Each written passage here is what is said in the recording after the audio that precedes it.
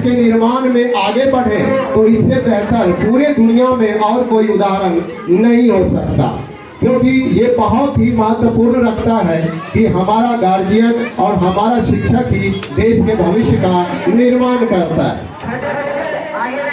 बहुत साल पहले, हजारों साल पहले एक इतिहास में घटना हुई थी। आप लोगों ने संभवतः चाणक्य का नाम सुना होगा, जो बहुत बेहतर शिक्षक हुआ करते थे।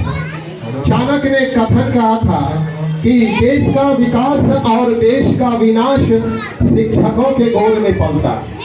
शिक्षक चाहे तो देश का विनाश भी कर दे और शिक्षक चाहे तो देश का विकास भी कर दे, क्योंकि देश का भविष्य शिक्षकों के हाथ में ही है, क्योंकि वो देश का भविष्य का निर्माण करता है।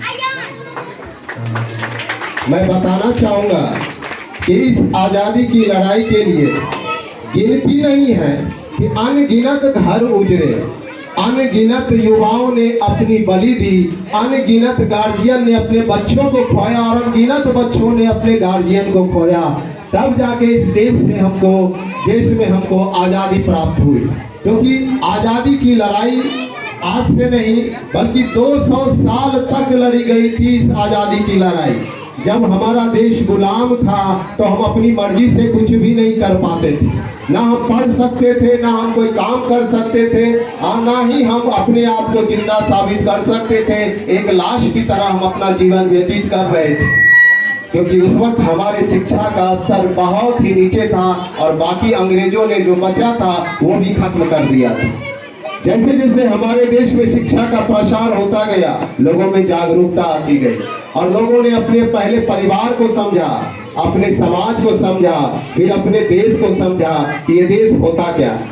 तब जाके जैसे जैसे शिक्षा का स्तर बढ़ता गया, इस देश के लोगों ने अपनी आजादी के लिए अपनी जानें कुर्बानी कर दी।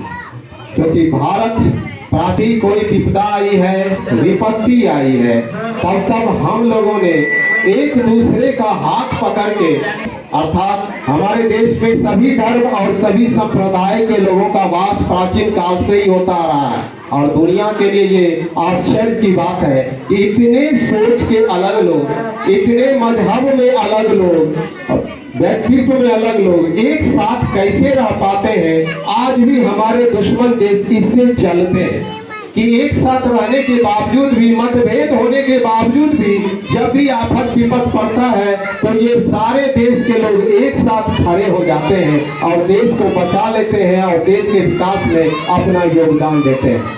मैं बताना चाहूंगा डायनामिक पब्लिक स्कूल के शिक्षकों को, क्योंकि आप बेहतर काम कर रहे हैं, आपके हाथों में देश का भविष्य है। अगर हम अपना सर्वस्व लगा दें इसमें तो कल हमारा भारत दुनिया में नंबर 1 पर होगा। आज भी हम नंबर 1 पर ही हैं, पर किसी विदेशी कुटिलता के कारण हम कभी कभी पीछे हो जाते हैं, क्योंकि हमारे अंदर भी कुछ कमियां हैं। पहले हमको उस कमियों को दूर करना होगा, फिर हम मजबूती से आगे खड़े होंगे।